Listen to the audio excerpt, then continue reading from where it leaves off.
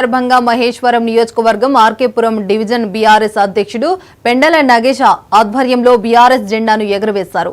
తెలంగాణ రాష్ట్ర సాధనలో భాగంగా 2009 నవంబర్ 29న కేసీఆర్ తెలంగాణ రాష్ట్ర సాధన కోసం అమరణ నిరాహార దీక్ష చేపట్టారని తెలిపారు. ఆ దీక్షను అడ్డుకొని కరీంనగర్లో అరెస్టు చేసి ఖమ్మం జైలుకు తరలించారని చెప్పారు. ఇక దీంతో తెలంగాణ ప్రజలు కేసీఆర్ కు సంఘీభావంగా నిరసన కార్యక్రమాలు చేపట్టారు. అమరణ నిరాహార దీక్షను దీక్ష దివస్ గా ఏట జరుపుకుంటున్నామని తెలిపారు. బీఆర్ఎస్ హయాంలో అభివృద్ధి పరుగులు పెట్టిందన్నారు.